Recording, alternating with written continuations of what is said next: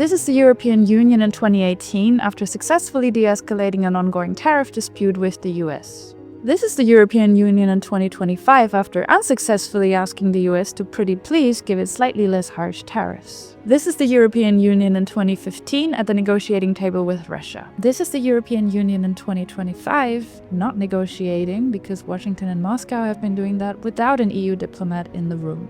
This is the EU economy in 2011, larger than the US economy. This is the EU economy in 2025, and it's 2/3 the size of the US economy. This is the European flag burning a couple weeks ago. This is not a video about the EU.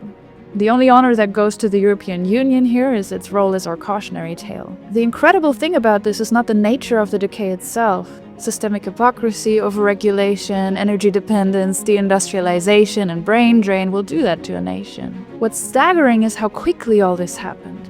That we watched a self-induced downfall of a global political player, a process that used to take generations, in real time over the course of a couple years. There are decades where nothing happens. And then there are weeks where decades happen. And then there's a decade full of weeks where decades happen. And for some reason, all those decade-filled weeks still feel like nothing much happened at all. This video is about the acceleration of power. Nations are ruled faster than ever before. Nations are ruined faster than ever before. What does it mean if the world around us shifts faster than we can keep up? Look, it's not a big revelation when I tell you that the reason why everything accelerates is technological progress. If the king of Persia wanted to pass a message to his people at the edge of the empire, he had to send a courier and wait, first for the message to arrive, and then for the courier to return and assure him he indeed successfully delivered the message and wasn't hit by an arrow or something on the way. The Persian messengers were actually considered abnormally fast in their day. Herodotus famously praised them. Nothing mortal travels so fast as these Persian messengers. Neither snow, nor rain, nor heat, nor gloom of night stays these couriers from the swift completion of their appointed rounds. Even so, this speed was measured in days. Today, the king sends a tweet and the entire world knows. Imagine telling that to Herodotus. Once you go from letters to text messages and from horses to cars and airplanes and try explaining that to the ancient Greek, one innovation accelerates the next, and so progress itself accelerates, meaning you can now run a nation faster than ever, faster even than a couple decades ago. In fact, it means you must run your nation faster than ever. When everything around you moves at lightning speed, then doing nothing is also doing something. Hello, cautionary tale. Now, any reasonable person will agree that progress is a good thing. For all the ways we romanticize the past, we certainly appreciate our 21st century comforts. Unfortunately, we have a problem that permeates most modern systems and doesn't bode well for high-speed governance, and that's high time preference. At its most basic, time preference is an indicator of patience. High time preference prefers instant gratification. Low time preference prefers delayed gratification. Farmers for thousands of years would divide their harvest into the food that they would eat immediately, the seed corn that they would set aside to plant in the next season, and a surplus for taxes and such. The seed corn was off limits. Obviously, if you ate the seed corn, you might have more food throughout the winter, but you would have nothing to plant in the next season, and so you would eventually run out. High time preference would be eating the seed corn. Low time preference would be saving the seed corn. High time preference would be taking your paycheck and buying new clothes. Low time preference would be taking your paycheck and investing it somewhere, giving you less clothes today, but more clothes in the future. In politics, you can find high time preference in policies that generate an instantaneous payoff, but do nothing for the nation in the long term. Often they actually cause harm down the line. Such policies could be things like helicopter money, when the state prints money out of thin air to distribute to the people, which is of course very popular in the short term but causes inflation in the long run. Or it could be poorly designed minimum wage increases that outpace productivity and exceed a nation's economic capacities. And so instead of the desired effect of raising living standards, they end up in rising prices and job losses. Or it could be overspending for short-term political gain and leaving the fallout of the increased debt to the next guy. A state is a big animal, and a fix would require work on several fronts simultaneously and over a long time frame. The problem is, democracy has a design flaw. It encourages high time preference. I've spoken about demagoguery before, and you can actually watch the full explanation in my video, The New Age of Kings. But basically it means that in a democracy, the candidate who says next year you'll get a bunch of free stuff is much more likely to win an election than the candidate who says next year you'll have to make a bunch of sacrifices. And when a candidate's time horizon in power is 4, maybe 5 years, he's actually incentivized not to plan beyond. If he does, he'll have a very unpopular tenure full of austerity. He therefore won't be re-elected, and if his successor keeps up his policies, big if here, then he will reap the rewards for his work. So what we get is short tenures full of high time preference decisions that progressively break the foundation of the nation. Unpopular rulers succeed one another, tearing down their predecessors' short-term policies and building new short-term policies instead, which will then be torn down by the next guy, and so on and so forth.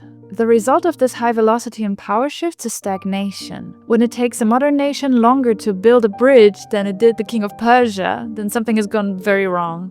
Now, high time preference and high velocity leadership changes aren't a new thing.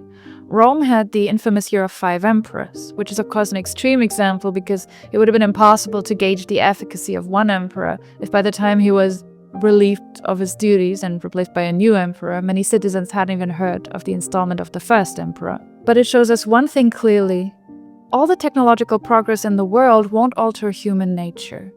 That's why we still use so much of Aristotle's teachings in modern politics. It's why we can look at Polybius' cycle of governance and find it overlaps surprisingly well with current events, considering he drafted that 2,000 years ago.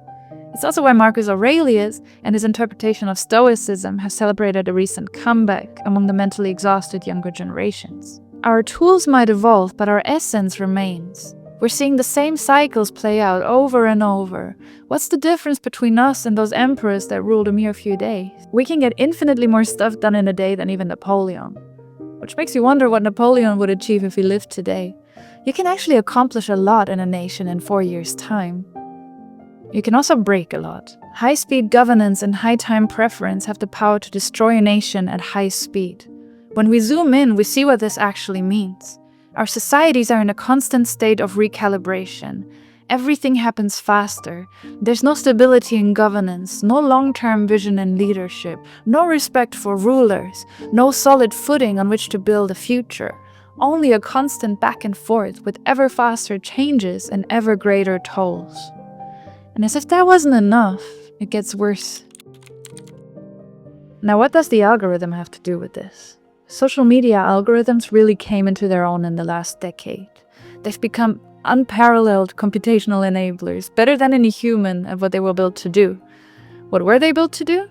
Keep us online, of course. What keeps us online? Sensation. You already know this, but what does it mean in the realm of power? In the early 2000s, the world's ruling classes lost their monopoly on truth.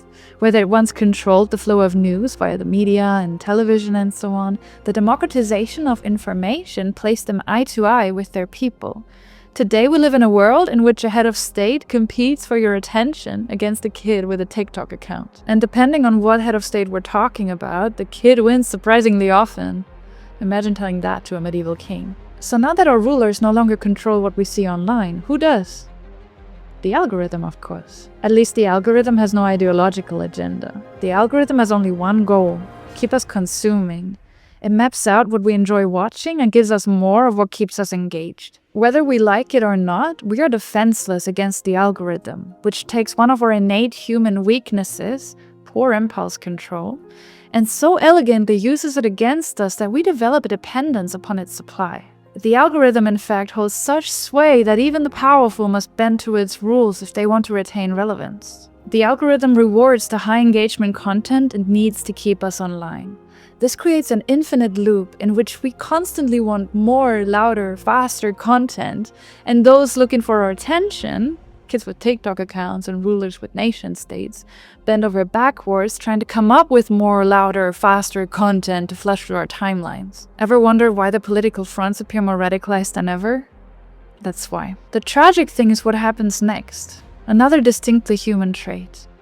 We get used to it. We get so used to the permanence of impermanence that we can behold a world in turmoil, full of power shifts, of coups, of wars, of geopolitical upheavals, and still feel as if nothing ever happens. And you know what? We actually have a case. Because if everything always happens, then yes, nothing ever happens. Things that would have been big news a few years back don't hold our attention anymore. We build a sort of shield against the sheer onslaught of developments. We go numb. You've probably heard this phenomenon described in many a societal critique, but most of those critiques end here. The problem is that reality doesn't end here. Power does not end here. Our resignation in the face of information overload is often treated as permissiveness by the people running our countries when it is everything but. You won't need to search long to find a contemporary ruler who has at least once speculated on the collective apathy of his population. He knows his people don't have much faith in the future under his leadership, but he speculates that the alternative, a revolution or a flight abroad, poses too much of an inconvenience to draw any real consequences. In fact, we can now see leaders use the attention span economy to their advantage. Timing in politics is crucial, always has been. The best policy can fail if introduced at an inopportune time. The worst can slip through the cracks if placed cunningly. A ruler can wait out a protest and then sweep in once attention has shifted elsewhere.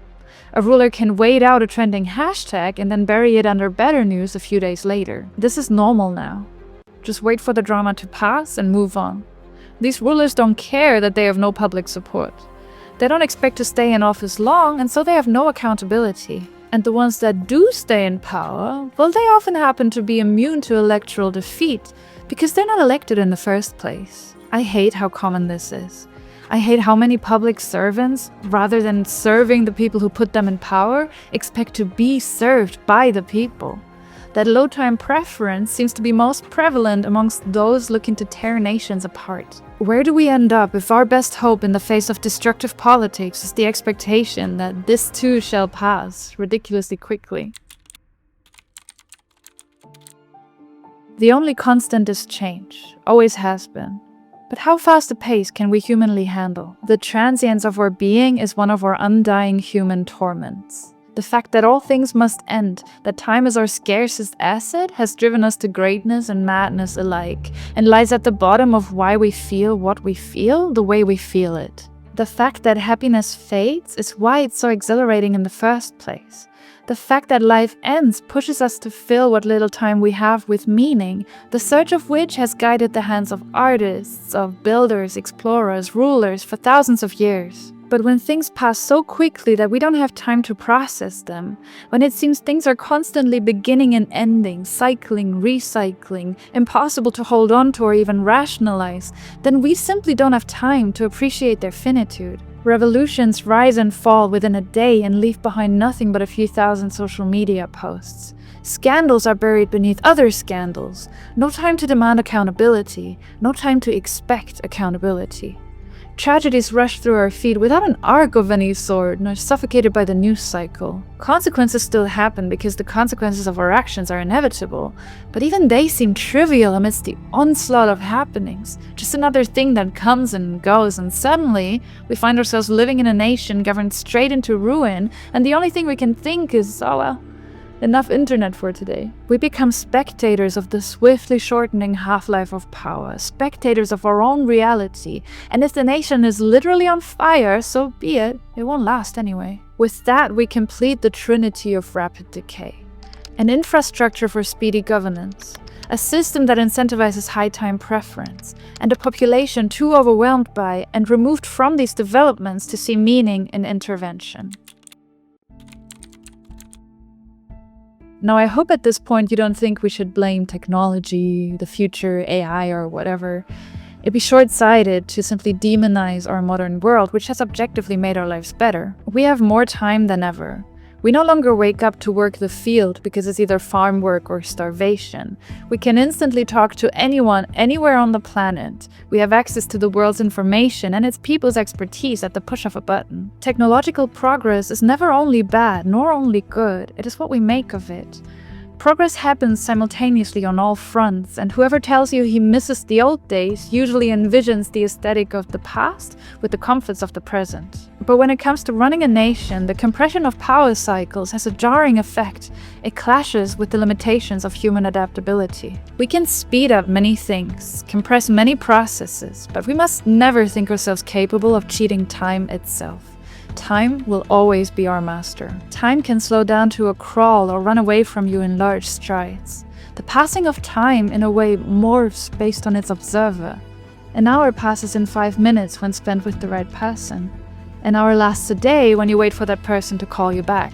Our perception warps the way we experience the passing of time. And it would be a grave mistake to think we can get away unscathed with accelerating all life cycles except our own. We can speed up learning, governance, power. We can even speed up progress itself. Thanks to this, we now live longer than ever. Yet our time horizons are the shortest they've ever been. But we can't rush purpose. We can't rush a dream.